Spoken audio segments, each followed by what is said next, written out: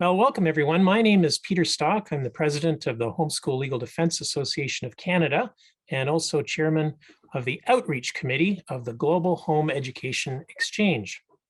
So on behalf of the Global Home Education Exchange, I would like to welcome you to today's session on advocacy.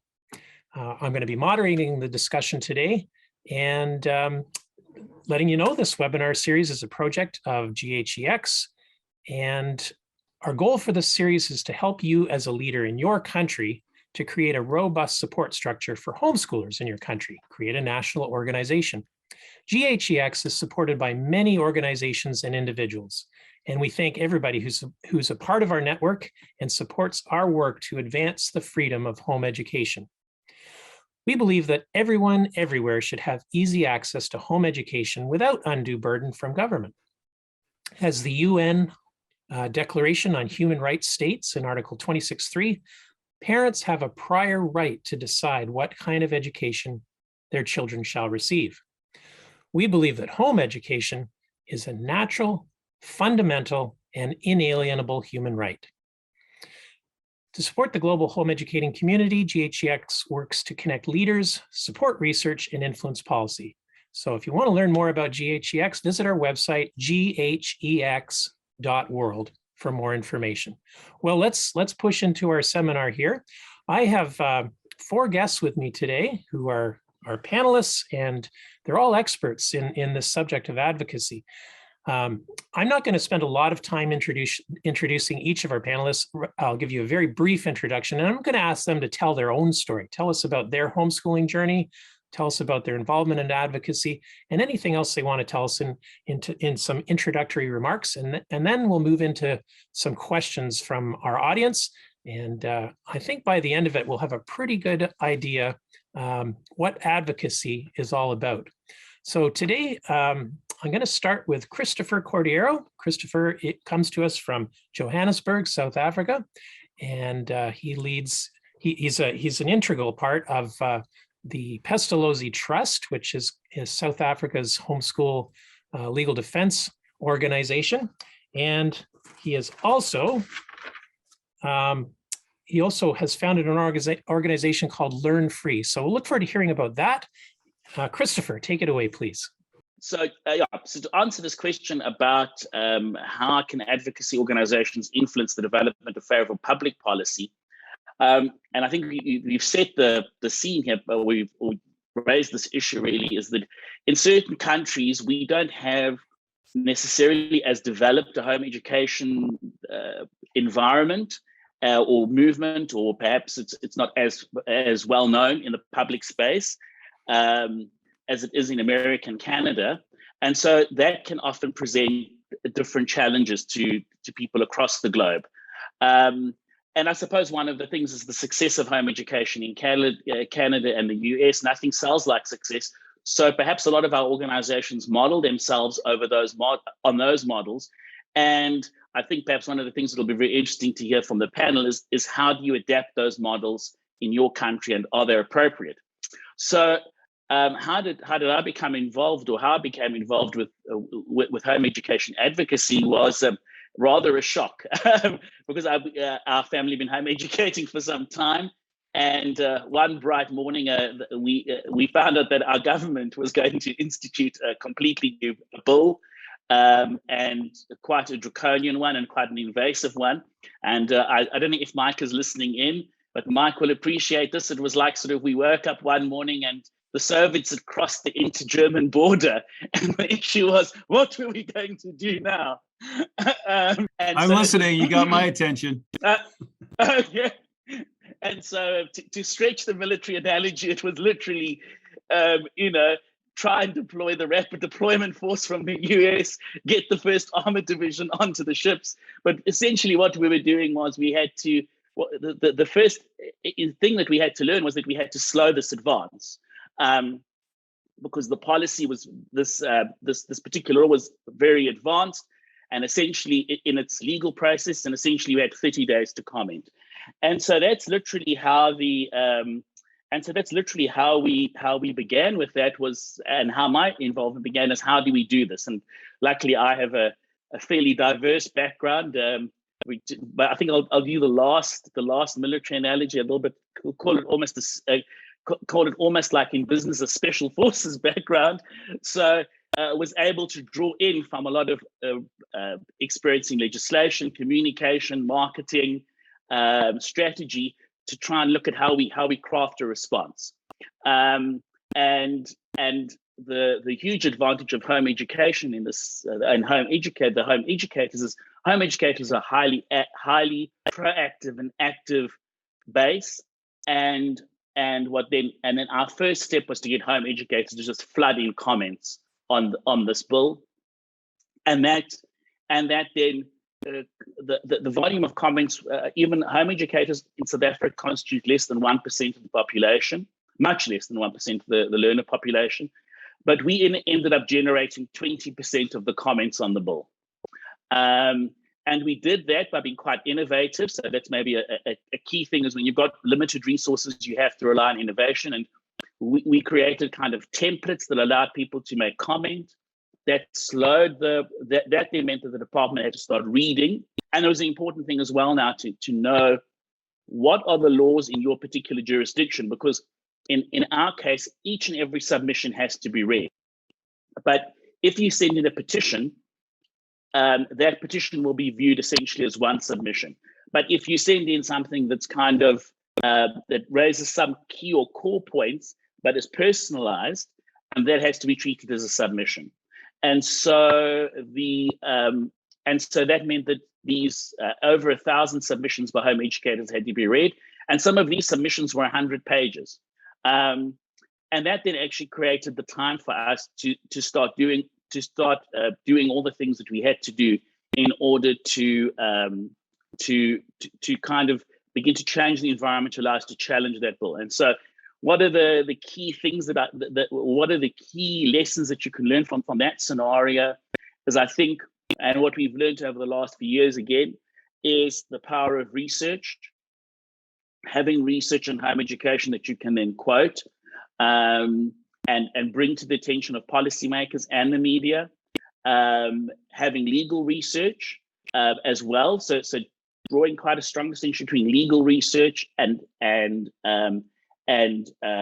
educational research on home education. Be able to make the legal human rights, fundamental rights arguments.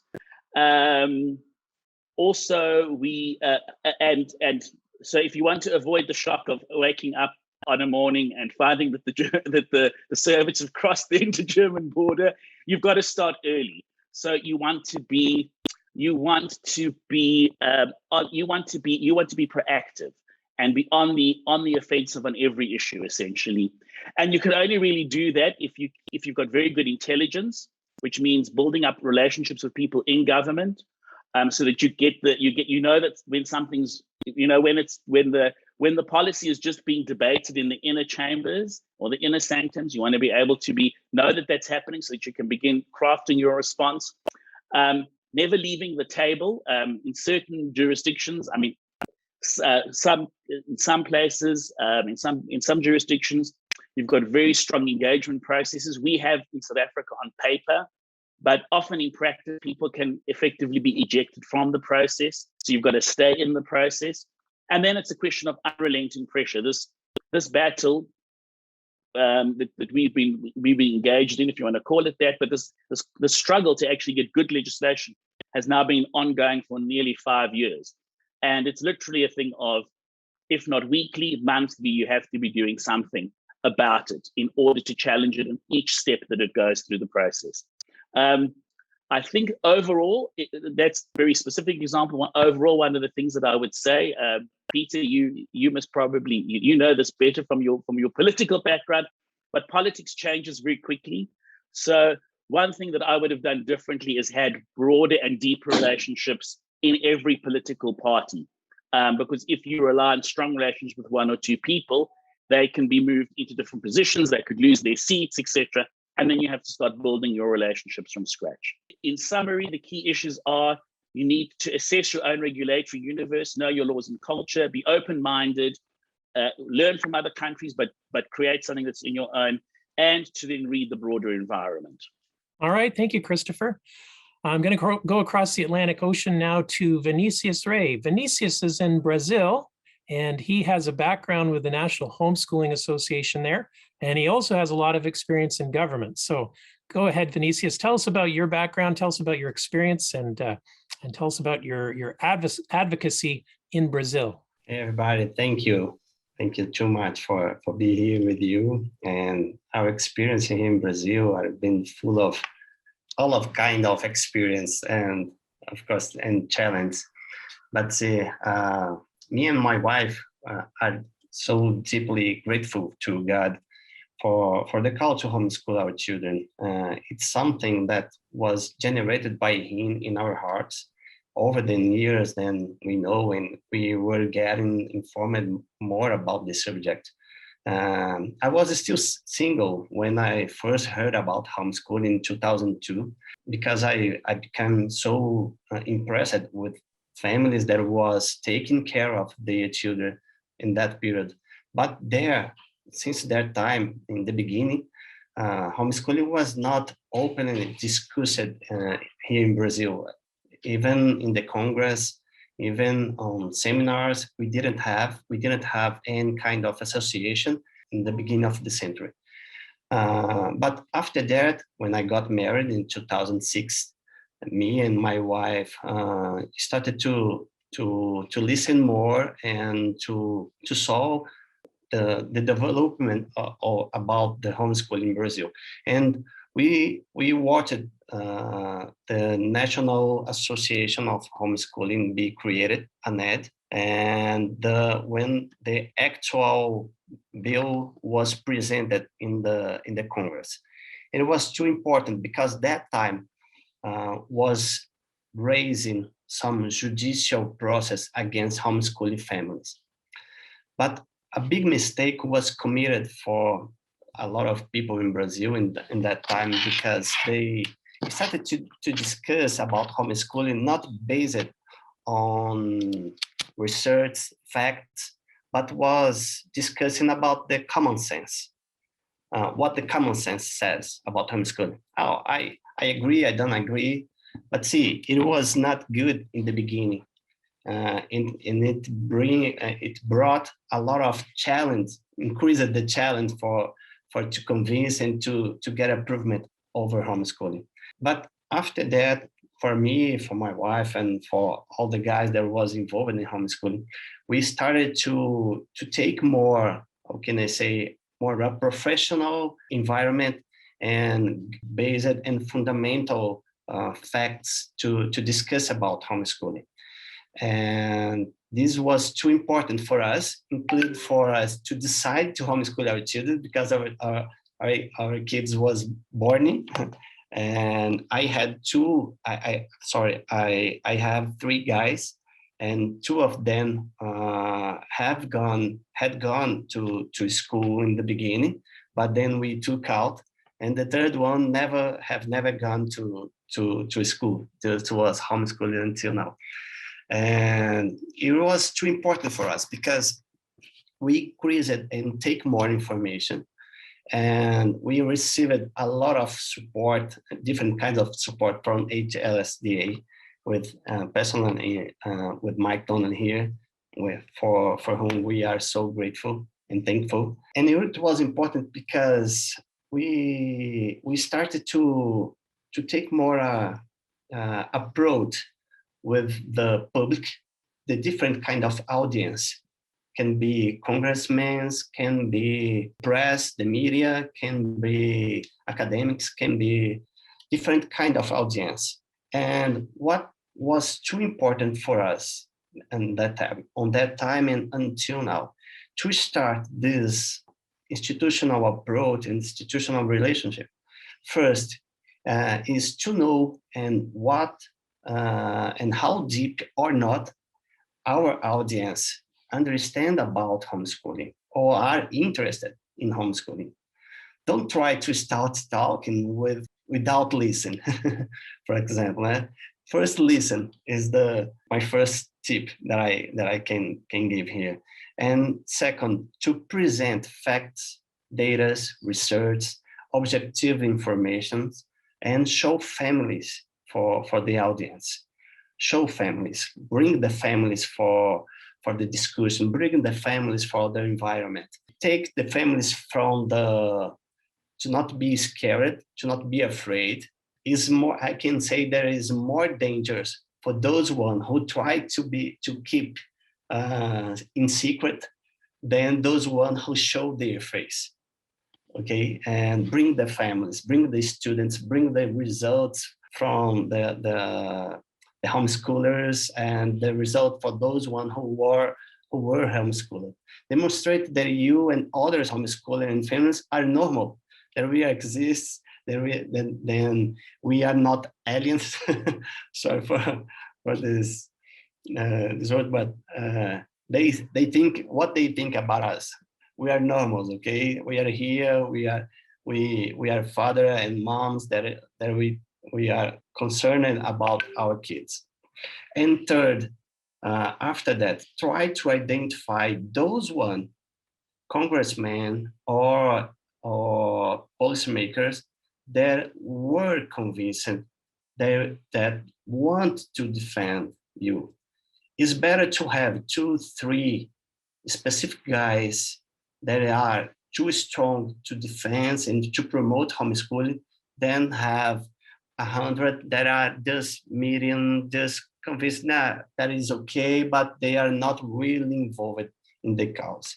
And it was too important for us in Brazil, for example, in the election in 2018 for Congress and for the governor, we decided to take a kind of research with the candidates and try to talk to them and try to understand if they were compromised to defend homeschooling in our country and to defend the legal recognition. And that step was too important because we got more closer. And for those who were elected, we took this list and started to have conversation since they started their mandate. And I showed it to them. Do you remember you signed it to defend homeschool? So now we want to support you. We want to offer to you facts. We want to support you research, seminars, webinars, and they came like soldiers. Different kind of soldiers. They were not involved. They didn't know homeschooling before, but during this period, they started to get too involved and to multiply this to others, congressmen that then we didn't know, then more than we could imagine in the beginning. So these 3 steps, I think, too important. Listen first. Present families, present facts, and try to identify those who will really fight for you. Could be in the Congress, could be in the media, could be in the academic sectors. Thank you, Vinicius. All right, let's head north to just outside of Washington, D.C. and Mike Donnelly. Mike is the senior counsel for Homeschool Legal Defense Association of the United States, and he also serves as the chairman of the advocacy committee on the Global Home Education Exchange. Take it away, Mike. Well, thank you, Peter, and everyone. It's great to be with you today. And boy, there is so much to talk about here, but I'm going to try to keep it brief. And I appreciate the words of Chris and Vinicius before me. We're talking about winning in the court of public opinion, but it's much more than public opinion. Advocating for homeschooling requires advocacy in many areas, and each audience is a little bit different. And we're talking about legislators, but also media. We're talking about our neighbors, our friends. We're talking about the culture. And one thing I think at the outset we can realize is that homeschooling, home education, it's a global movement. The world has become a much smaller place. We have people here from many different continents. I've had the pleasure as HSLDA's Senior Counsel and Director for Global Outreach to visit many of the places represented here and to get to know some of these individuals and many more. And the truth is we can help each other. We can learn from each other. In the United States, we're blessed to have had decades of experience with a growing, flourishing movement, and with lots of research. Many people may not realize this, but homeschooling was not legal in the United States in many countries, many states rather, in 1980. Only about 5 states explicitly recognized home education as an exemption from compulsory school attendance in 1980. It was 15 years before every state in the United States recognized homeschooling as a legal, explicit exemption from compulsory school attendance. And since then, going on 25 years or 30 years now, we have seen homeschooling grow dramatically in the United States, from virtually nothing to about 2 million before the pandemic. And now the numbers suggest that homeschooling has doubled or perhaps even tripled or even more in the United States, to as many as 8 million children being homeschooled, which is at least 10%, maybe 12 to 15% of the school age population. And that's something that it takes a while to lay the groundwork for that. But we can learn from each other. And I think we have a lot to offer, and we're available to serve you, your community, and to help you with research, with ideas, with advice, with suggestions, with encouragement. If we can be of service to you, please, I hope you will get in contact with me. But I want to talk about some obstacles. When we talk about winning in the court of public opinion, advocating for homeschooling, we need to recognize that we are up against some obstacles, especially in countries where the homeschooling movement is small. Homeschooling is different. Those of us who are homeschooling, we know that it's, we're doing something different. And most people don't do it. In the United States, 90% of the people don't do it. In other countries, it may be it's 99.9% of the people don't do it. And so they've never even heard of it. They've never considered it. My own story is, I'd never heard the word homeschooling put together until I had 3 children, and my neighbor asked me about, what I was going to do for education with our children. My wife and I had been married for 8 years at the time. We had 3 children. And we had no idea. We knew we didn't want to enroll them in public school. We thought maybe a private school. And my friend said, well, have you ever considered homeschooling? And I'm like, I had no idea there was such a thing. It's different, and people hear about it in different ways. But even if you want to do it, you may encounter some different reactions from your friends, from your neighbors, from your family. And so we're talking about the culture. And people, if they have heard about it, they have these stereotypes, these caricatures in their minds about what they imagine homeschooling is and what homeschoolers are like. And so when you say, oh, well, homeschooling, they get these ideas in their head. So we have to realize that we're up against these stereotypes also. And the fact that it's unknown to most people. Many people fear the unknown. They don't understand something, they fear it.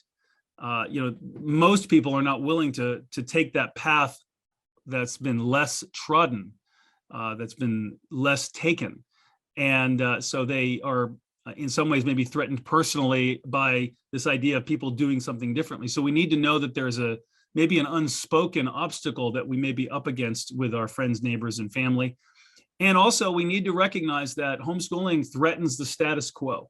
There are entrenched interests in a variety of areas in cultures and in your country, in your society, and that includes the big education industry. Education is one of the single largest budget items in any government expense. There are unions of teachers, there are unions of school boards, there are unions of school administrators, all dedicated to protecting their turf, their territory, their power, and their bureaucracy. And the way you protect bureaucracy is by, controlling everything within it, making it bigger. That's just a fact of life. And so we've got to realize that, home education threatens that status quo. And so there are interests that are arrayed against us. Now, it's interesting, in the United States, we were able to prevail, even though we were up against the most powerful entrenched interest groups existing. And many people would say that's miraculous. It's an evidence of God's protection of homeschooling, and I believe that's true. But I think there are some other things about the United States that make our country different, that contributed to the growth of homeschooling, and that's not what we're going to talk about here. But these are 3 obstacles that, if we're are going to be advocating for homeschooling, and whether it's in the media, in legislatures, or in the culture, we need to know and identify those obstacles. And there are others, but these are just some ways of thinking about those obstacles. And as we are out there advocating for home education, we need to have a good message. We want to have a winning message, and it's going to be communicated in different words, in different ways, in different cultures, in different countries, in different languages. But ultimately, I believe there are three winning messages that you should consider. And if you have ideas for other winning messages, I want to hear them, because I'm sure there are others. But this is how I think about it. And this is based on 15 years of experience communicating the home education message in the media, in the culture, and in legislative bodies, both national, international, and at the state and provincial level. First of all, people are concerned, if an obstacle is they think homeschooling is weird and isolating, which we know it's not. The research says it isn't, but they think it is. We've got to have a message that home education is good for kids. It's good for children. Children are not going to be harmed by home education. And we can communicate the research. We can communicate the stories. And as Vinicio said, I completely agree. We'll talk about that in a few moments in the 4 Ps and principles of how to advocate that I've come up with for you here. But the faces of homeschooling, the families of homeschooling, we've got to get the families out. We've got to get out there and communicate and show that that's true. So there is excellent academic and social outcomes in home education. That's the norm. That's average. Excellence is just average in homeschooling when compared to other populations. So that's a winning message, I think, and it's a critical one. Freedom. Freedom is a winning message. Who doesn't want to be free?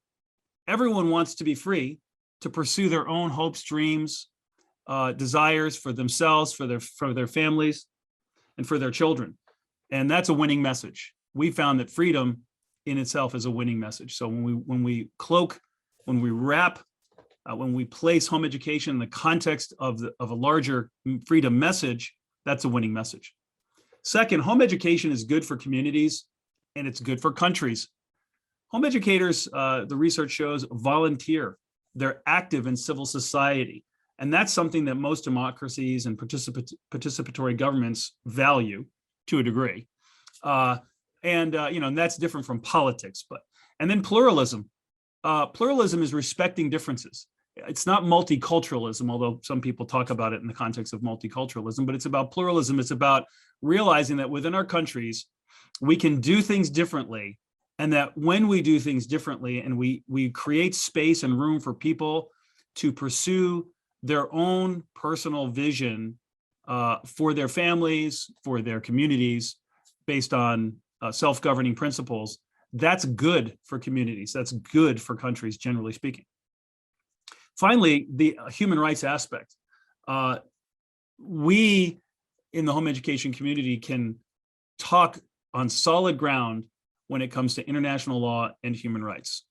Unfortunately, the United Nations and other institutional bodies and countries and movements who want to control education for their own purposes believe that they are on solid ground. And so they only talk about the UN Convention on the Rights of the Child. But when you understand the totality of education rights and the international human rights law and aspects of, the last, what has it been, 1950, 60, 70 years since the UN started with the Universal Declaration on Human Rights and the different treaties that come out of that, we are on very solid ground to argue that home education is a natural, fundamental, and inalienable right. When you look at education, you can look to UDHR 26.3, which defines education, but ultimately says that parents have a prior right to decide the kind of education that shall be given to their children. This is a very important principle, that the family unit is the fundamental group unit of society, Article 16.3. Parents are key in the context of education and in education rights, where the state must respect and protect the rights of parents to make these decisions. And when you look at the International Bill of Rights, the International Covenant on Civil and Political Rights, the International Covenant on Economic, Social, Cultural Rights, and the European Charter of Fundamental Rights, and other, the African covenants, the Inter-American Convention. You can find the support for, the family as a primary body for education. And so, to the extent that this is persuasive in your country, we are on very solid ground, and we need not fear these, treaties and human rights. We can use them to advance messages. And we should not forget, our own cultural and constitutional frameworks.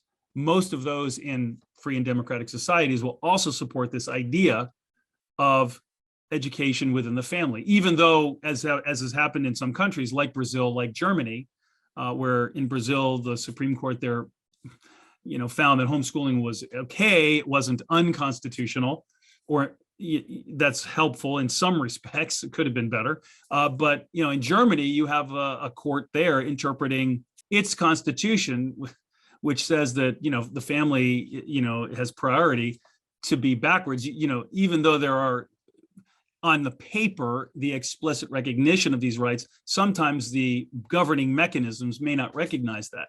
And so we have to be prepared then to advocate before and after court cases that may be harmful. So how do we do that? Well, I want to give you 4 principles to consider when we're engaging with public opinion. And when I talk about public opinion, we're talking about culture, we're talking about media, we're talking about politics. Because culture, when you think about it, culture is upstream from both media and politics. But they influence each other. But I think that the culture is stronger. And when you think about what's upstream from culture, you've got families, you've got belief systems, you've got religion, those things. So those are important, but we can be present. We need to be present.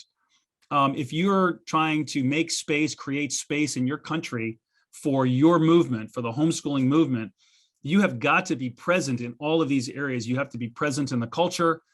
You have to be present in media. You have to be present in politics. If you show up, as they say, showing up is 90% of anything. You've just got to show up and be present and not give up. Some people can get discouraged. They may be tempted to say, oh, this is too hard. Well, that's the test we have as home educators in countries where it's small. And that's the test we had in the United States. We had to be present. We had to show up and fight. And in 50 states, in many places, we had to do it. But if you do show up and you don't give up, you'll be victorious. You will prevail. If you give up, if you cede the battlefield, so to speak, then you will fail. We have to be persistent. We have to be persistent in showing up all the time. Whenever there's something happening that will allow us to get our winning messages out, we've got to be there.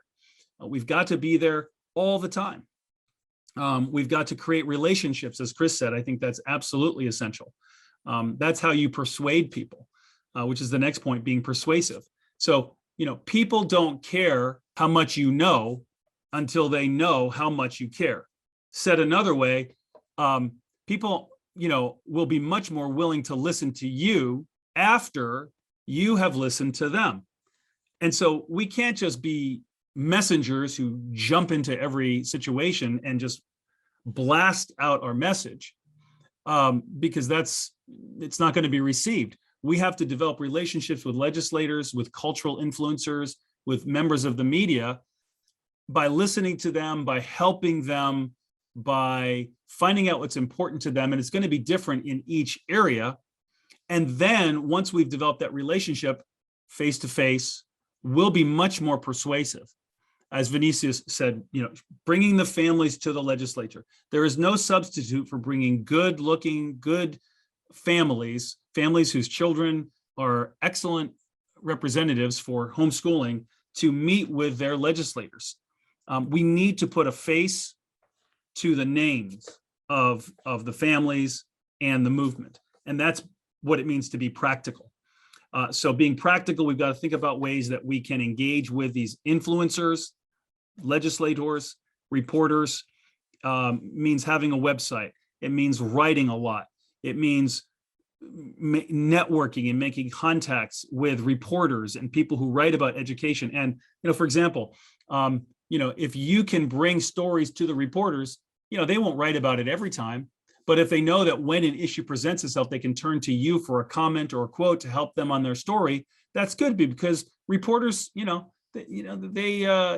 busy people, and, you can make it easy for them. We also, in being persuasive and practical, we want to be positive, right? It's very easy to say, oh, the schools are terrible.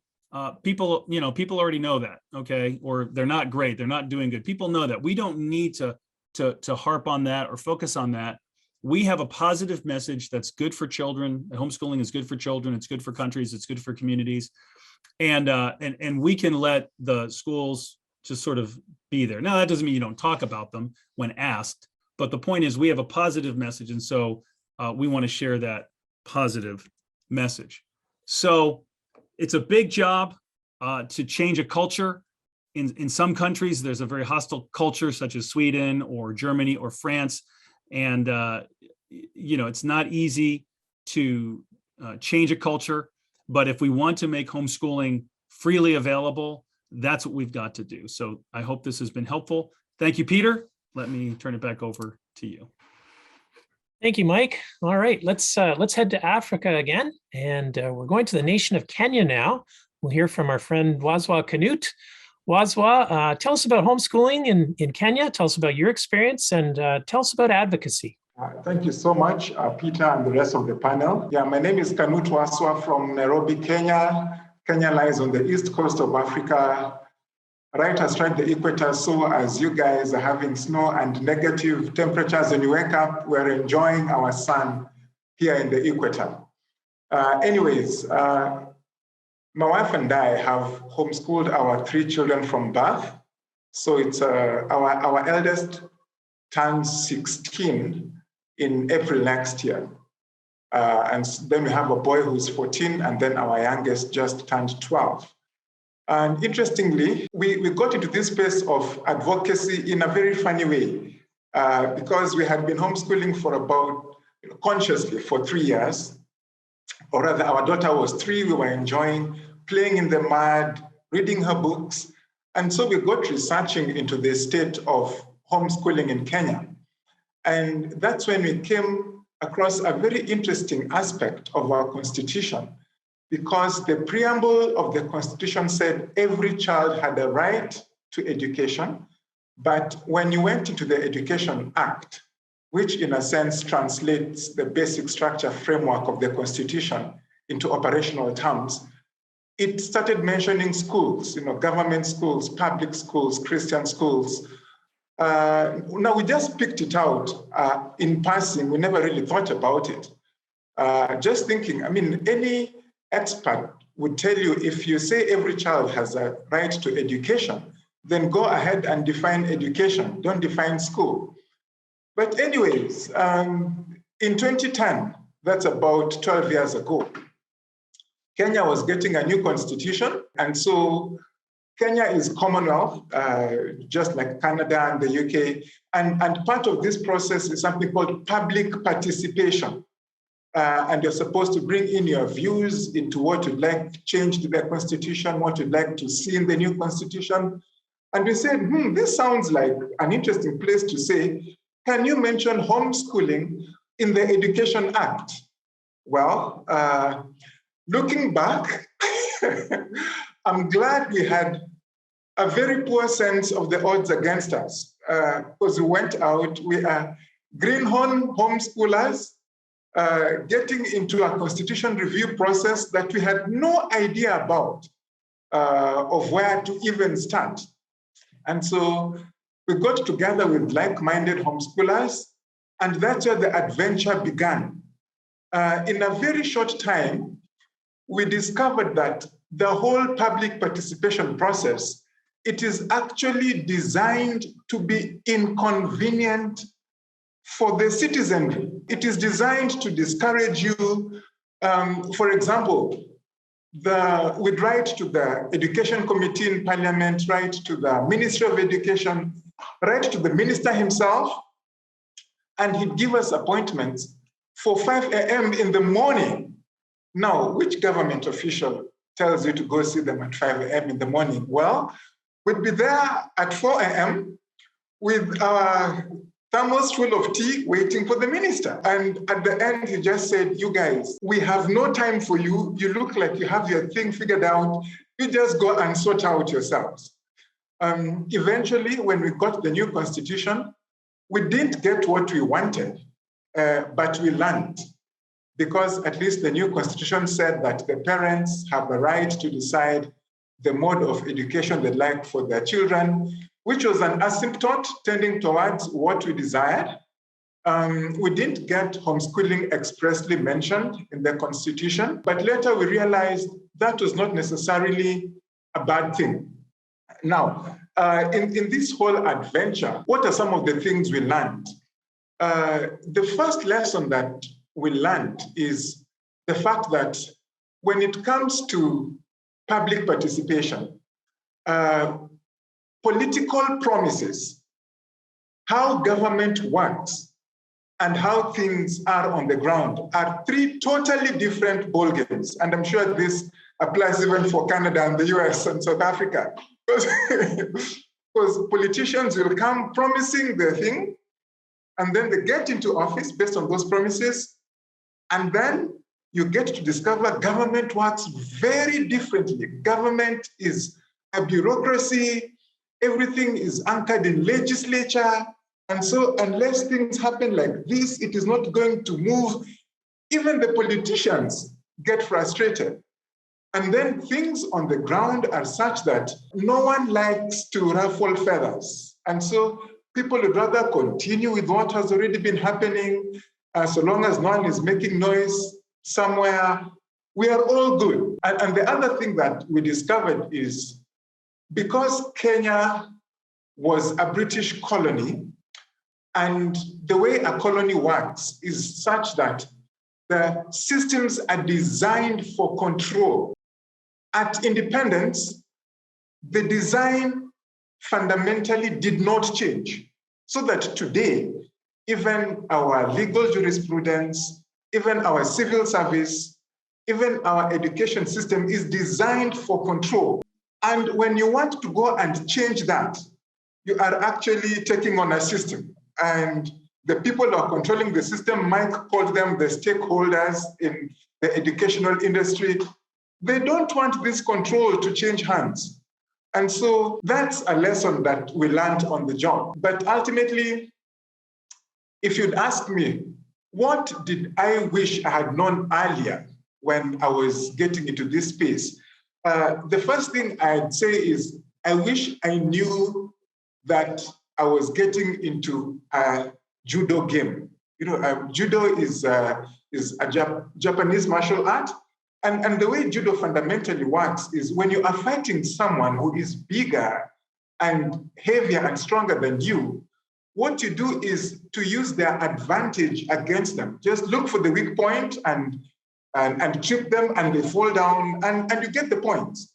And so when you are in advocacy and you are taking on government, you are really in a game of judo. They have the resources. You cannot win it. But because of how big they are, even for them to turn, they need such big space that you can look for a place where you can just get government bureaucratic inertia and then zero in on that. Do a simple letter, get it acknowledged, have it in your file. And when you go to engage with them, you tell them, by the way, we are waiting to hear from you. We wrote to you this letter. Any developments on this? And because many times in government, even one arm of government has absolutely no idea what is going on somewhere else, it helps to buy you time for you to be able to strategize a bit more. The other thing I've come to realize is, again, what Mike and Chris said is, when it comes to media, always be ready, so that even when the media houses call you, many times they will ask you questions, but you can see they have colored perspective of what homeschooling is. And so just learning to answer the question behind the question use it as an opportunity to educate them, even help them to ask the right questions. You know, they always throw in the socialization question, and you tell them, that's a very good question. In fact, we are solving the same problems. Have you looked at what evidence says? And then answer the question the way you want to answer it and not the way they want to answer it. And so those are lessons they have learned. I have learned the lessons we continue to learn. As I said, we got in as an adventure, and 13 years on, the adventure is still going on. Thanks, Peter, back to you. Thank you. All right, and we move to our final panelist now, Russ Hebert. Russ Hebert is on the board of the Homeschool Legal Defense Association of Canada. He's located just outside of Vancouver.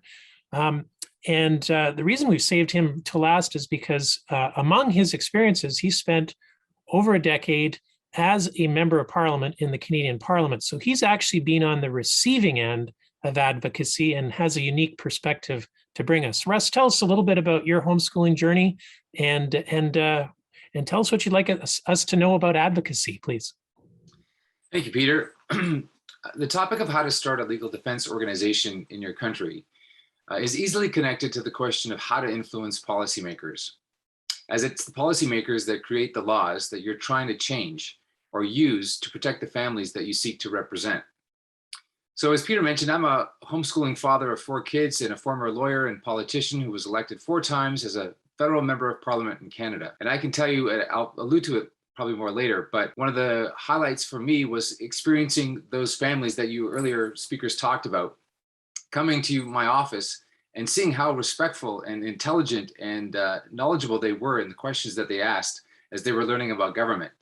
But let me start more at the beginning of my story. I was first introduced to home education when I was a new MP and was asked to bring greetings on behalf of my government at a regional home education conference. It was there that I met a professional psychologist and international authority on child development by the name of Dr. Gordon Neufeld. The key theme of his speech, which is also the subject of his best-selling book, was a message to parents to hold on to your kids. His message was parents need to make sure that they matter more to their children than their children's friends do. His research showed a disturbing trend of children, mostly in institutional school settings, looking to their peers for their values, their identity, and codes of behavior as a result of spending the vast majority of their time with kids of their same age. To quote from his book, he says, "It is this peer orientation that undermines family cohesion, interferes with healthy development, and fosters a hostile and sexualized youth culture.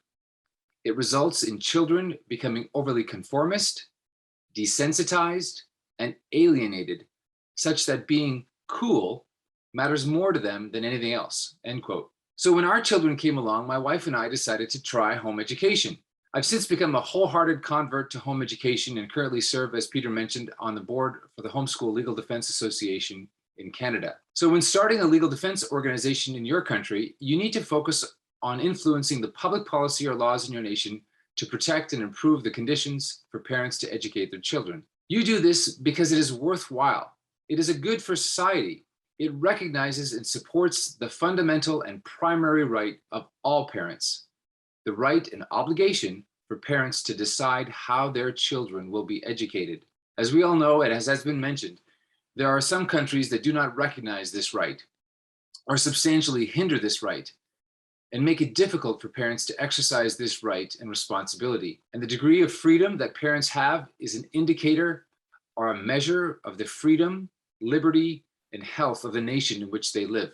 If a government does not recognize that children are first and foremost under the authority and responsibility of their mother and father and not the state, that is a sign that the government does not truly believe in freedom. Furthermore, the reality is that mass institutional education is failing.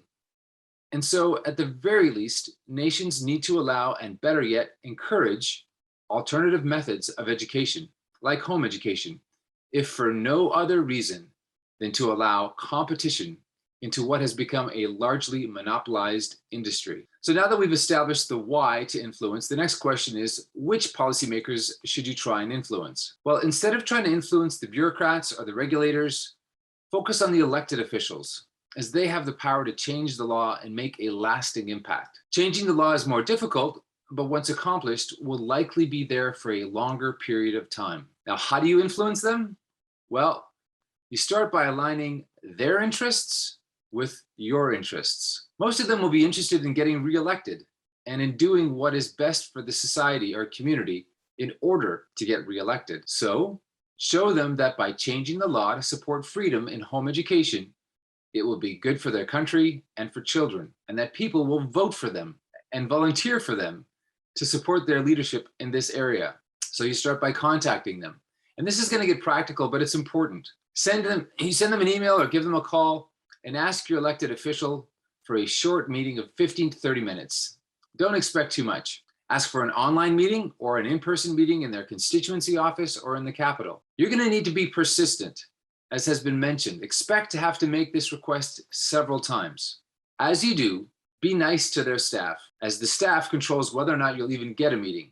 Remember, they will talk to their boss about how they were treated, especially if they were treated poorly. And yes, we all know that they work for you, but still, show honor and express gratitude for their public service. That goes a long way to building a bridge, which is the next point, is to prepare your message carefully with the intent to build that bridge. These are busy people and they receive many requests for meetings. So be prepared and act professional. This is not the time to complain. Be clear and direct about exactly what you're asking for. And if you can, propose a solution if you point out a problem. Practically, write out 3 to 5 key points that you want to make. So for example, you could come to them and explain how difficult it is to comply with the current laws in your country, but then go further and explain how the law could be changed to make it better. And finally, have patience. Recognize that changing the law is a lengthy process. So study that process of how laws are made and changed so that you can understand what needs to happen. If you build a bridge and find an ally, support them between and during elections as well. Volunteer in their campaigns. And when you find people that are opposed to freedom, work to replace them and find new and better representatives. In conclusion, by getting involved in the public policy process, you will ensure a better future, not only for your children or for the children of your community or your nation, but also for future generations. Thank you, Peter. Thank you, Russ. All right, now we have an audience with us today, and I'm just going to ask those who have questions. You can put them in the bottom there in the Q&A, and I will try to get through as many of them as possible. I have a question already in the Q&A from South Africa. So this individual asks, and I'll just read the question. In South Africa, the education sector is very much controlled by the teachers' unions. They see home education as a threat to teacher jobs. What should our message be to get the support of unions? Well, that's an interesting question. Anybody want to take a stab at that from our panel? Wave a hand. Mike, go ahead and give us an answer to that one. Well, good luck is what I say.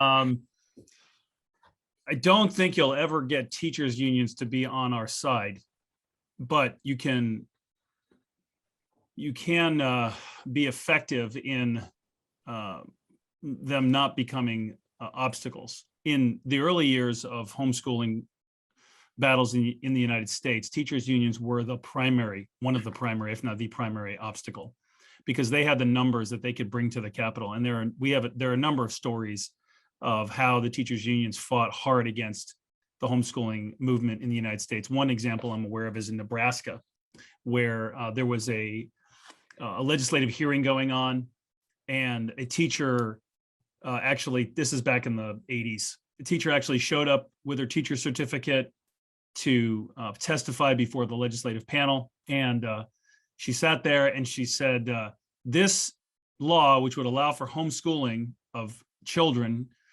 and back then, all the laws that they were demanding required that you had to be a certified teacher to be able to teach your kids. And that's what they wanted, to try to make everybody be a certified teacher. She said, and that law does this to my teacher certificate. And she tore up her teacher certificate right there in front of the legislative panel. And that didn't go over too well with the legislators. But the point is that even in the US, it's been what, 30, 40 years of homeschooling has grown. We're huge, well accepted by society at large. The evidence, demonstrates that home education is effective in all areas of producing good, well-rounded, socialized citizens. The National Education Association continues to have a part of their platform as being opposed to home education. They want everyone who teaches a child to be a certified teacher. And so, I don't know how you could ever get teachers unions to be on your side. Now, there are teachers, many teachers, who homeschool their own kids or whose children are homeschooled by the other parent or during, their part-time or however they do it. And there are many members of school administration, superintendents and others, who also homeschool their children. Not a majority, but a significant number.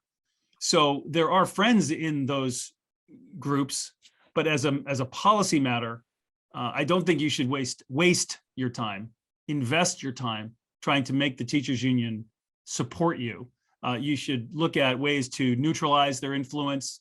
I like to try to think about things creatively, so I don't want to say that you could never accomplish what you're suggesting, but I'm just not sure that it's a worthy investment of anyone's time. Thanks, Mike. Anybody else have a comment on teachers unions? Yes, what I see in South Africa, it's similar to Brazil. Teachers union and left party and other kind of group who are too involved nowadays with the globalist vision. I can say that they are increasing in opposition of home education. And what I see also, and I started to talk to others here in Brazil, no matter what you present to discuss with them about research, results, we need to do it. We need to increase and to proclaim the truth, the truth about homeschooling also. But in the end, this kind of group, their mindset, they are really not concerned about education. Because if they were, they would agree with homeschooling, with home education, with freedom education. They want to control the education, but not only control the education, they want to control the families. If you listen, if you study their arguments, they are completely empty of logic. The only way they see is we can keep the family far from the kids. They say here in Brazil, they got the point to wrote that the state need to prevent and to protect the kids against the parents. What? Yeah, is what they say, they used to say, is their mindset. So their arguments in this cause, teachers union and other groups, they really aren't trying to get a good point of view, a good solution, or a reasonable way to think about education. They want to control. They want to control families. They want to control kids. So our fight is against this kind of mindset. Is more than just fact. So we need to be firmed. We need to be positioned. What about what speaking and telling to the audience, to talk to the good guys, of course, to the teachers, as Mike said. For example, argument: one teacher can teach for 30, 40, 50 kids in a room, but here in Brazil, one teacher cannot teach their one son. Hello, why not? So they don't have good and real arguments. They have just argument against families, is what I see. All right, thank you, Vinicius. Great, let's move on to another question. Peter, it And- looks like and this- Chris this- wants to chime in on this Oh, one. I'm sorry, Chris. Since he's from South Africa and the question was from South Africa, it would be great to hear what he has to say. Yeah, so I just and then begin with a great South Africanism, which is yeah. But anyway, I think the first issue with teachers' unions is and with all things we begin with the very big picture, which is the teachers' unions are under incredible pressure globally, because I think that there's a current prediction that I think something like in the next 10 to 20 years, 45% of teachers will leave the profession. So they're in a situation which over time is going to get progressively weaker, which could make them more aggressive against home education. But that can only last a short time as they begin to lose power. So I think the global education environment is changing. So I think we can have some hope in that environment. In terms of how, so I absolutely endorse what Mark says, which is I think when you've done everything else, this is most probably what you can do. So, but I do like the creative challenge. So I think you're much better served looking at how to neutralize their power and how to bring people into your camp. But in the long run, if you have the time, I think there may be some strategies that you could use. I think the one is to broaden, and this may not be appropriate to each and every organization. It's in fact one of the reasons why we created Learn Free, is to have education as part of your portfolio, or have a partner organization which can partner you and have home education as part of your portfolio, but then have an organization that's broader and that talks to education in general, because then in general you'll find some opportunities to be co-belligerents with unions on maybe increasing quality in schools or something like that. And you can then face and have access to at least have a discussion with them on that basis. And then I think the other one is that we know that the long-term trend is towards individualized education. The mass education is most probably had its day or has had its day. So so speak to the academics in the unions, the kind of people and academics in academia who set the agenda for the future, and really start beginning the debate on how can you make education in school more like home education, and then starting and encourage them in that kind of debate. And that's what many teachers become very negative, because that's really their ideal. They go into that system and then they become, I suppose, perhaps sort of having to become almost more angry in that system because it's not working in a natural way of learning. So I think those are kind of, but absolutely, I agree with my kind of like the creative challenge of the week. But that's my 2 cents on that. Okay, thank you, Chris. Mike, did you have your hand up? Did you want to add something else? Well, actually, I think, as we move from that question, I think Chris brought up a fantastic point that really deserves some attention here by this panel, which is the idea of coalitions. It's absolutely essential, if possible, to create relationships with other like-minded organizations that are not specifically homeschooling. In the United States, we have done this. Now, in the early days, we didn't really have a lot of other entities to help us, so we just had to do it ourselves. And by God's grace and the work of thousands and thousands of engaged parents in our democracy, we were able to achieve incredible victory in the face of opposition from the teachers' unions we just talked about. But now there are other organizations that are supportive of limited government, educational freedom.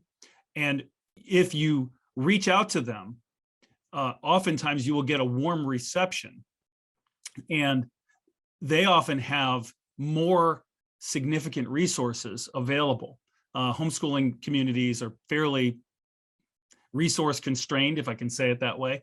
Families are stretched, and it can be hard to find financial resources, but some of these other organizations are able to access larger pockets of funding.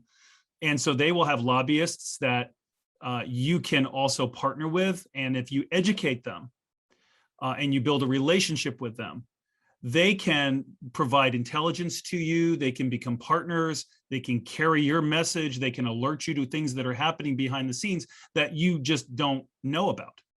This is a strategy that we've been using for at least the last 20 years in the US, because there's just so much going on and it's impossible for any one organization to keep up with it. And there are other organizations that are interested in supporting us. So look for other think tanks, education freedom or education policy organizations that support parental involvement, parents' rights organizations. These are the kinds of organizations that if you focus on them and reach out to them and develop a relationship with them, they can be very helpful. And I'm sure Russ would probably be able to comment on the impact of a coalition, in addition to the kinds of grassroots activism that he spoke about, which is essential. So it's not just one thing or the other. We have to be able to do multiple activities at the same time to defend our freedom. All right, thank you, Mike. I have a question here that is probably a lot more challenging to answer, and this comes from somebody who's in a country that doesn't, it appears, does not have a particularly democratic government. So the question is this: what would be your advice for a situation where the homeschooling movement is only at a very early stage, maybe just a handful of families, in a post-communist and corrupt country? There's no representative policymakers or lawmakers, since they don't need acceptance of the public majority to get done what they want to do. Right now, the individual says we work more on building homeschooling, our homeschooling community, but they're really not sure how to get started legally once their community reaches a sufficient size. Anybody want to take a stab at offering advice to folks in countries where homeschooling is perhaps very, very challenging from a legal perspective? Aziz, it's great. Thank you for your question and thanks for being here. Thank you for sharing the country. You know, it's a tough one. I would say, so the question specifically, advice where homeschooling is very early stage, post-communist country, you know, just do it. If I could say that, do it. If in many countries like this, the authorities are too busy to care about a few people who are homeschooling. Now, if you're in Cuba or a country like Cuba that is a communist country and they are really jealous about their communist ideology, you know, the story of Pastor Ramon Rigal, who is someone who I've been helping and have helped over the years, who went to prison because he was homeschooling his children. It was just him and a few people in his church in a rural area in Guantanamo, Cuba. And so if you live in a country like that, you're going to have a very difficult time. And the best thing for you probably to do if you live in a country like that is to leave the country before you try to do something like that, if it's really that important to you for your children. Some people might need to stay in that country. Pastor Ramon is still there. He felt called by God, he's a pastor, to homeschool his children and to stand up to the Cuban regime on this issue of educational oppression. And he's still there, although it's a very difficult situation. So if you're in a situation like that, or in Germany, for example, where if you come to the attention of the state and you risk the integrity of your family, if you risk your children being taken away from you, which is a real threat in some countries like Germany and Cuba, my advice is get out, leave before you even try to do something like that. And you know, there are organizations like HSLDA who would be willing to assist. We've helped people leave countries before. But if you can get away with it, if the authorities are like, whatever, who cares, you know, as long as you're not bothering anybody, as long as you're not causing a political opposition on issues that they care about, then, you know, just stay on the radar screen, be quiet, quietly do your thing, and look for opportunities to cultivate those relationships that Russ was talking about with members of the governing authority. And, you know, you may have a show democracy. You know, I don't know if it's a dictatorship or what you have in your country, but there are people in power. And so whether they're elected or not, or whether they're elected in name only, you still need to try to find a way to develop a relationship with them, those in power, so that you can over time convince them that you're not a threat, that it's okay for people to do it, that you're not against the regime, that you're not a political opposition front group. You're not looking to topple the country. I mean, that's just a reality. Otherwise, if they see you as a threat, they'll stamp you out in a heartbeat, and they'll go after you. So you either have to leave the country if you can, or find a way to coexist with the existing power structure. And if there's something that we can do to help you, we'll be glad to do it. Thank you, Mike. Anybody else have some comments on that question or series of questions? Yeah, sure, Peter.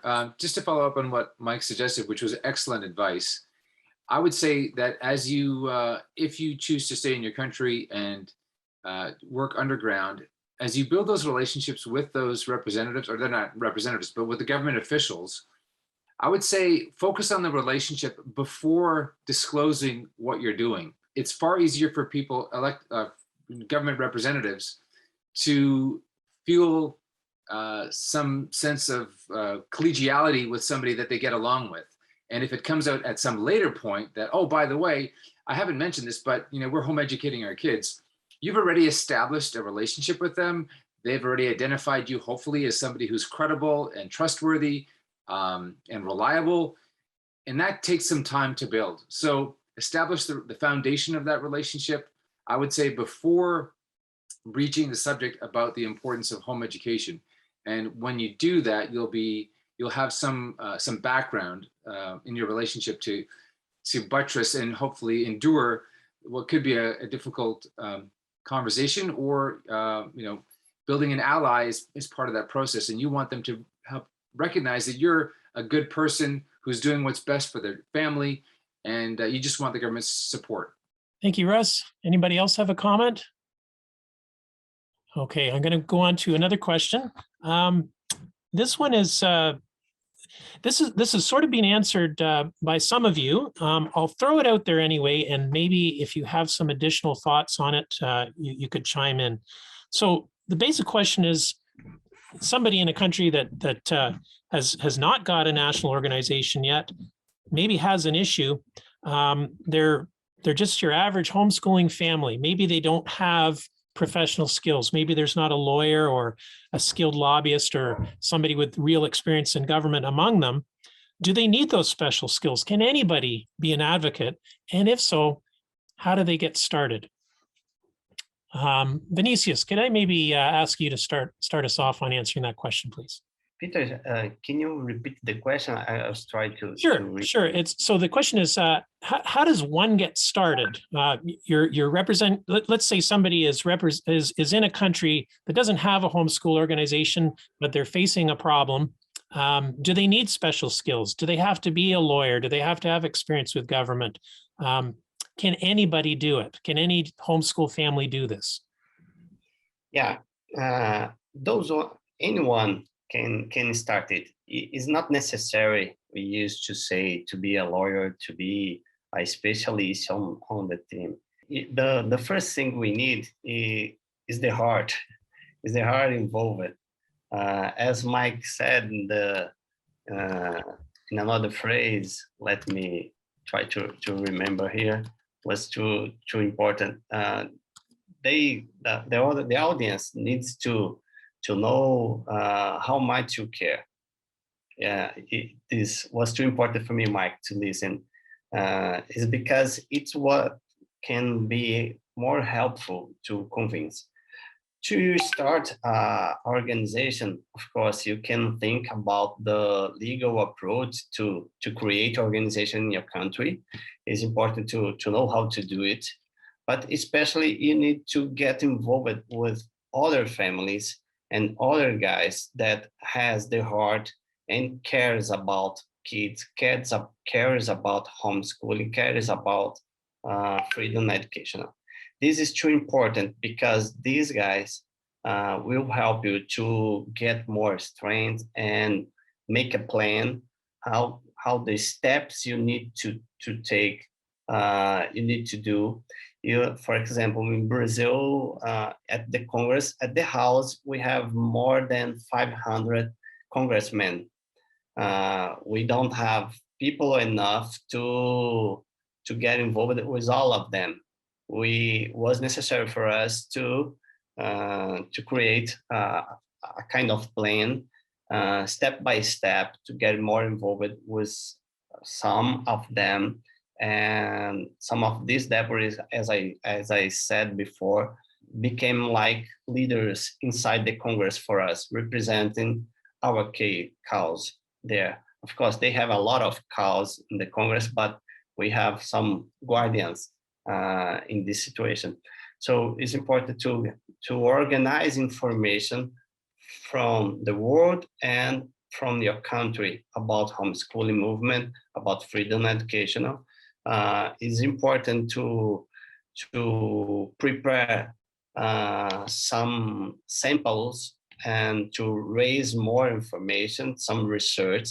And I also used to say that it's important you have prepared example of documents to use, because I know that a lot of people have fluency to talk, to be comfortable to talk, but even for those one who are more shy and don't used to talk a lot, can, for example, use some documents to present.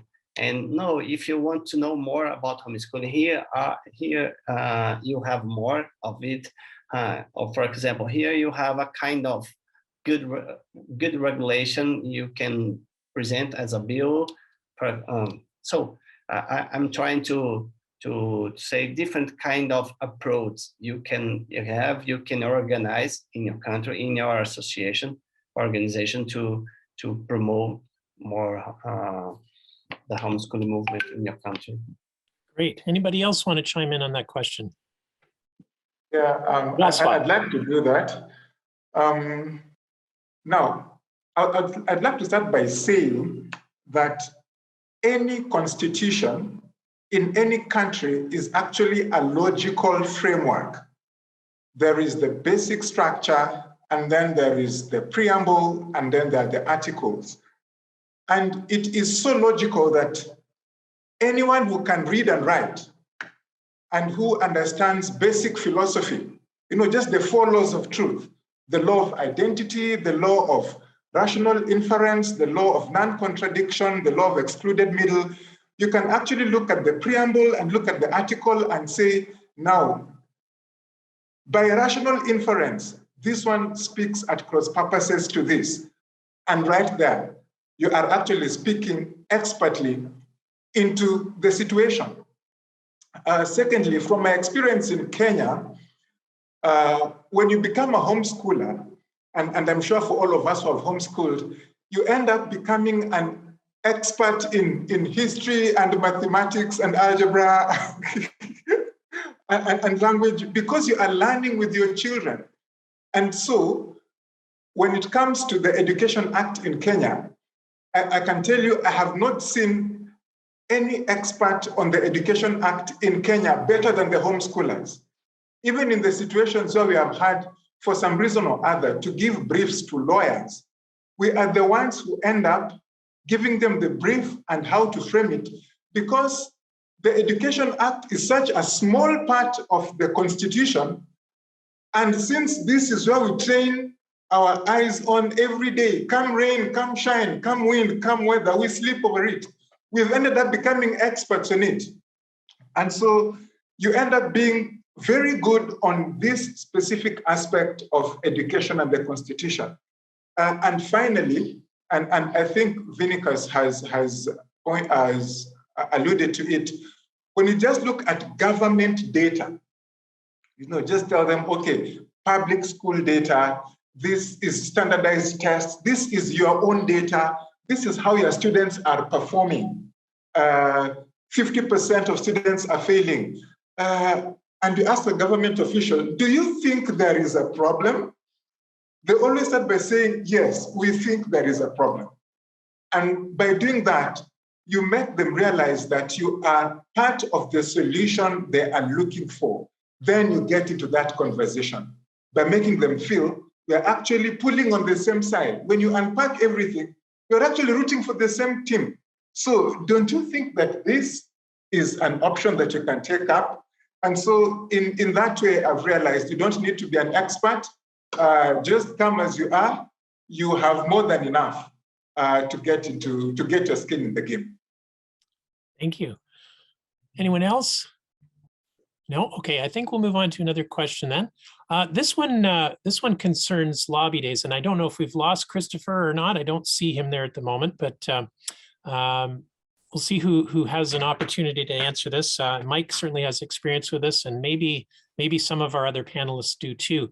So the idea of a lobby day concerns homeschool organizations that maybe have more than a few families and really want to make an impact at their legislature, whether their education system happens at a provincial or state level, or whether it's at a national level. The idea of gathering a lot of families to travel to the legislature for a day and to meet with a number of elected representatives is something that's happened in some countries, and in some places happens on an annual basis. Maybe a little more challenging in the time of COVID, of course, but who would like to comment on lobby days and how they operate? Let me just hit that real quick, Peter. I mean, Sure. this is a very rich tradition in the United States. We have many state organizations that have been doing homeschool days at the Capitol for decades. It's very effective.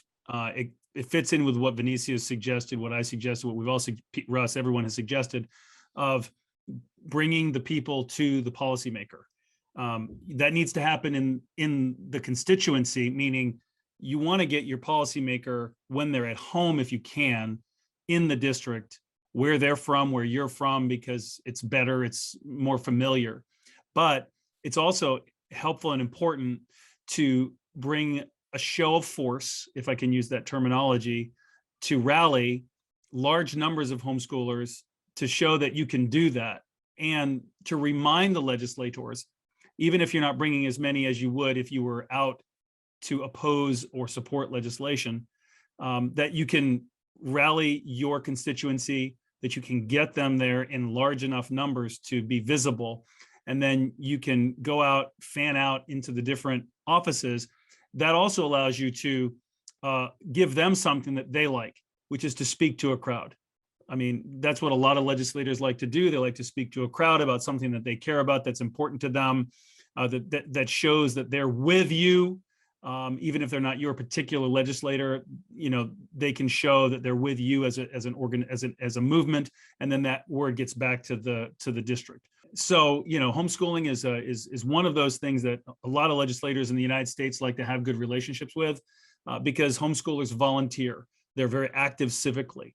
And so it's a really good idea to do this if it's legal in your country. If it's not legal, you know, you might not want to have a rally day at the Capitol.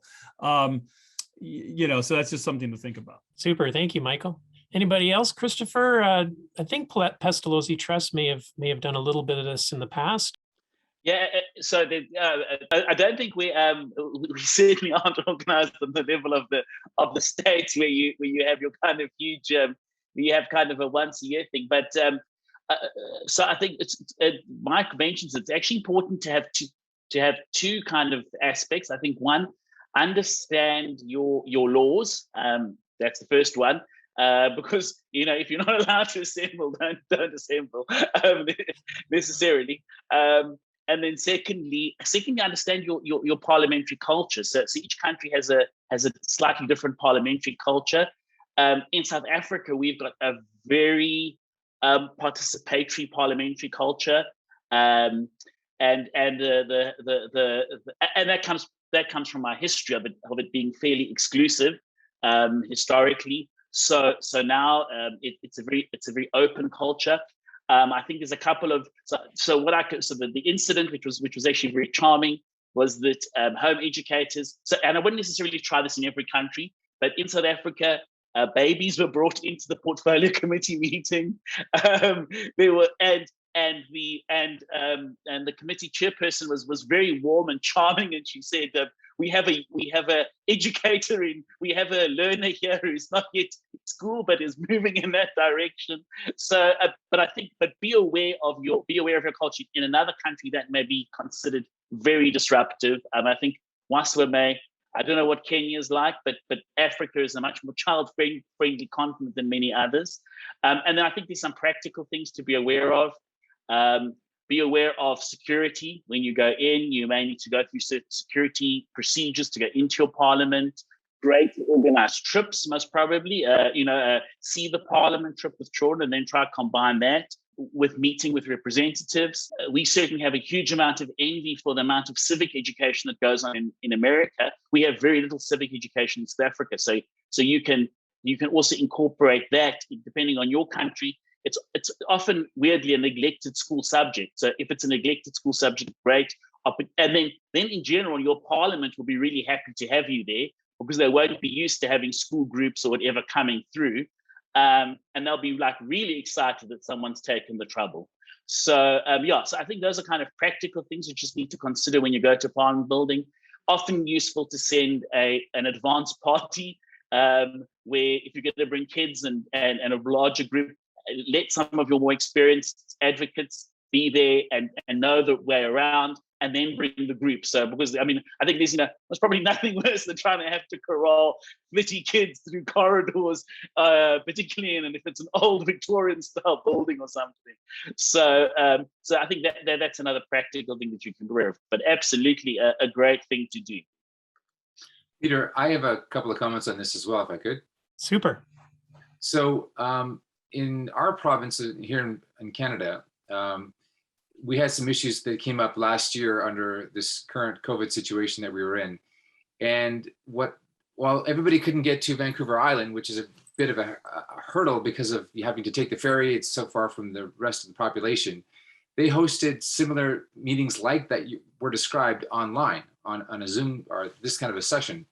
And it was very effective. And one thing we haven't talked about so much today is if your country has an opposition party or an opposition group, contrary to the ruling party or the government, it's also important to educate those in that position, because at some point they may form the government and you want them to be in a position to advocate for you in the next election, because they can reach out to your constituency. And if you show, as Mike used the words, a show of force, whether it's online or in person, they will recognize that you're a group that needs to be considered. And they're in a great opportunity because they're looking for ideas to put in their next platform and how to improve things or win people over. So don't underestimate the power of building that long-term relationship with those that are not yet in government, but that may end up there. Excellent. Thank you, Russ. Anybody else have a comment on this question? No? Okay. I think at this point, sorry, go. No, I'll just say one more thing, and Russ maybe think of it as well, is just remember that you may have a bicameral system where you have two houses, an upper house and a lower house, maybe a Senate, maybe you've got a provincial house and a national assembly. Make sure you cover both of those. Don't just focus on one chamber or one section of the house. And remember that other countries then you'll have a provincial structure, a state structure. I mean, I think that's sort of very aware of that in the States. But in your country, maybe your provincial parliament doesn't get as much priority as your national parliament. Don't neglect your provincial parliaments, your more regional structures as well. And there could even be houses for Indigenous representation, special interest, houses of special interest. And all of those are worth interacting with. Thank you, Christopher. That's great. I think at this point, I'll ask each of our panelists if they wouldn't mind sharing some last thoughts and any points that they maybe haven't covered, and also a word of encouragement for those who are watching from a country somewhere else in the world, thinking about how do I tackle this challenge, and what would you have to say to those folks? I'm going to start, I think, with Russ, if I could, please, and we'll work through the. Sure, Peter. At the beginning of my remarks, I just briefly commented about an experience that I had before I even had children of my own, where some homeschooling families came to my constituency office, much like we've just discussed.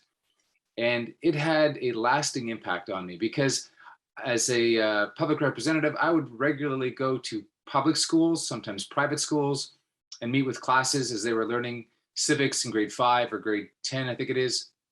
But when this particular group, and it wasn't a small group, there might have been 15 people or so, came to my constituency office, and they were so orderly, they were so polite, they were so clearly knowledgeable, head and shoulder above what I had seen in other institutions, with the level of their detail of their questions and their insight that they were seeking.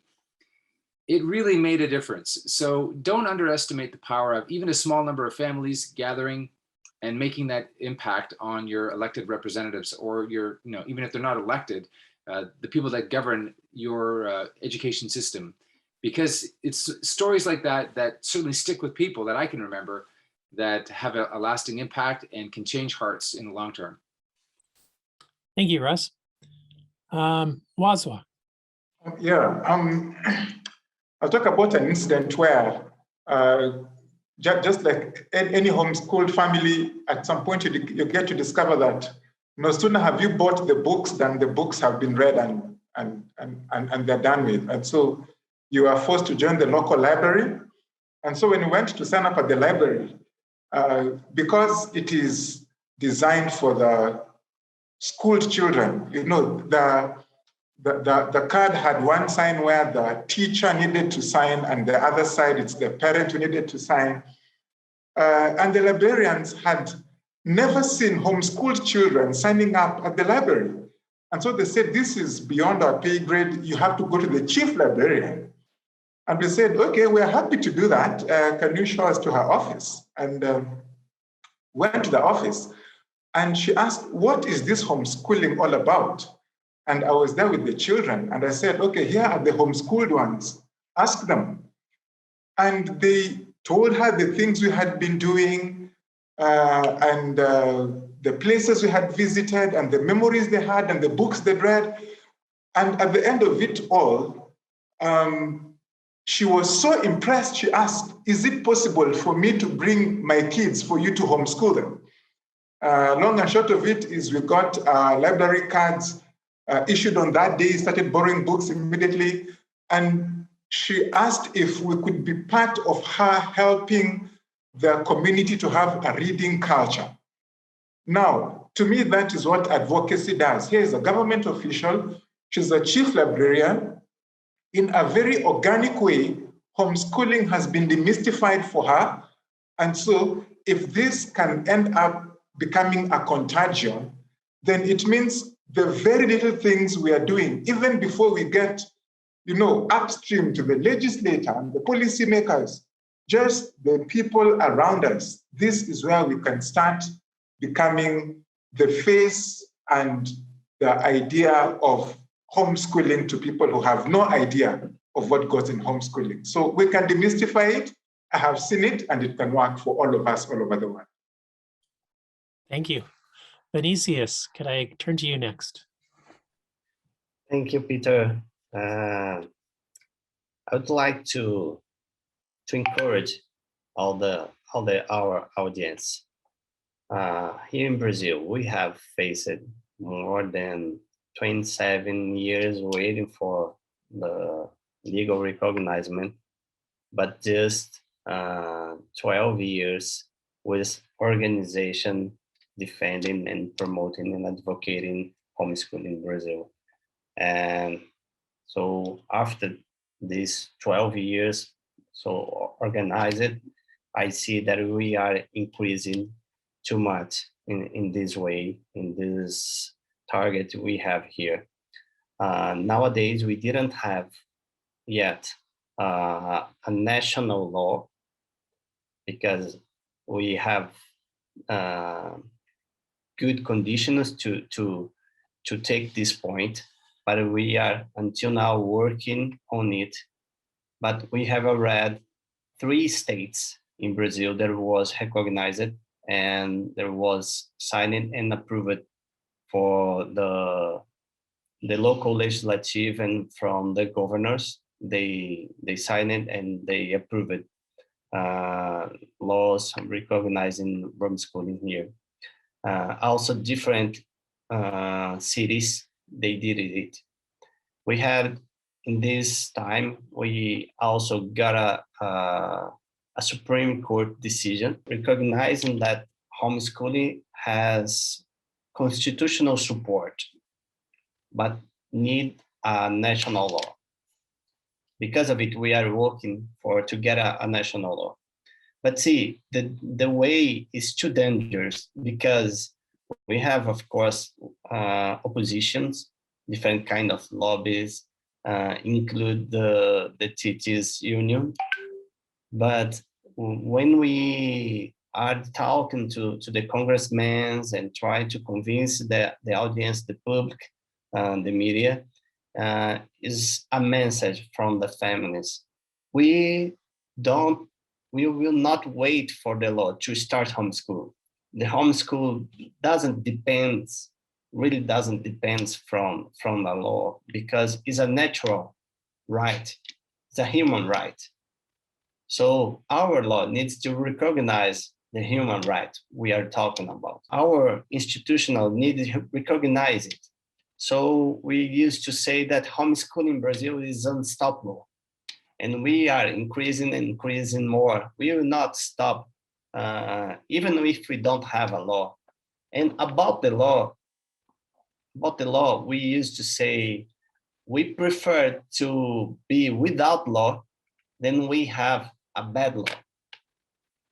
It's better to stay in the way we are. We know that it is not good, it's not comfortable, but it's better than have a bad law, putting families in so strong control from the state. So raise your head, guys, and for our audience, of course, raise your heads and goes on to take this target and to guarantee the freedom for the families, because God is on this cause and He is with us. So continue believing Him, continue supporting families, involving families, creating groups, organization, and believe that we are fighting for freedom, and freedom is the best way we can keep going on. And to the end, may God continue bless you guys, and thank you too much for the rich panel, the rich webinar we have today, and the rich advices I received here from you guys. Thank you. Thank you, Vinicius. Christopher, do you have some concluding thoughts for us today? Well, thank you for the opportunity, and thank you to all the panelists. Because always, as Vinicius said, a rich panel, and you always learn something when you take part in one of these panels. I think sort of three points most probably, and it relates back to something that Waswa was saying. I don't think you need to be an expert in this. It's great if you have some experts and some skilled people with Russ's experience coming in and supporting you. But in the absence of that, I think the point is start early. Start as early as possible. Don't delay it until tomorrow. Start the process, and then you will become the expert, as Waswa was pointing out. And COVID is a great time to do it. A lot of parliaments are online, so you can actually participate by studying it. You can hear what's going on in the parliament, how it works, just by following it online. So I think use that opportunity. It's a window that will most probably close, but use that opportunity. Right, once again, and it goes back to the start early message. So start early, and this is a great time to start. And then I think make it part of your home education. Make civics and make political engagement part of your home education. Make advocacy part of your home education, if that's something that your children are interested in, because in that way, you're also building the next generation of leaders to take this fight up. And we know that it's a long-term fight. So in Brazil, they've been doing it for 27 years. We've been doing it a similar kind of time here in South Africa. And in fact, one of the issues that we have is this issue of handing over the baton now to another generation. So I think if you make it part, you integrate it into your education, then you're also raising up very experienced advocates for the future. So thank you. Thanks for the opportunity. And as always, a pleasure. Thank you, Christopher. And Mike, you get the last word today. Thank you, Peter. Thank you to my fellow panelists. I'll be very brief. I want to thank everyone who's attended. And if you're listening, there are other sessions available at our YouTube channel, at the ghex.world YouTube channel. You can see all of the sessions from the other webinars that we've had about starting your own homeschool advocacy organization. My final word is this: you're not alone. You're not alone. There are many people like you who care about home education, who want to advocate for home education around the world, and you don't have to do it alone. In fact, you shouldn't do it alone. This is too big of a mission. It's too big of a movement for any one person or any one organization to be able to do everything that needs to be done. But you are one person. You are one person in your one country, and so you have to do something. So what my advice is this: take an idea, one idea that you heard today that kind of grabbed you, and you know what it is because you've been thinking about it since you heard it. So take that one idea and build a team, find one other person, and then work with that person to find another person and other people who agree with the vision that you have of that one idea that you think would make a difference in your local community or in your state or in your country, and then do something about that one thing. You know, the journey of 1,000 miles begins with one step. So take that step today, write it down, send an email, make a phone call, mention it to someone, and then start the process by meeting together and doing the thing that you have a vision to do. There's nothing better, in my opinion, than advocating for the right of home education. One of my favorite presidents of the United States was Ronald Reagan. He said, freedom is not something that we pass to our children in their bloodstream. It's something that has to be fought for and won and handed over to every generation so that they can preserve it. And so that's the trust that we have here. That's the call that you're hearing. And I want to thank each person here for the work that they're doing. And I want to thank you who's listening for the work that you're going to do to defend this fundamental, natural, God-given, inalienable right of parents educating their children in accordance with their conscience. And thank you very much. Thank you, Mike, and thank you to each of our panelists today. If you're watching this series and you're watching this episode of this series and you want to watch other episodes, you can find them on ghex.world. And if you have questions that haven't been answered here, we'd love to hear from you. Contact us through the website. Thank you very much.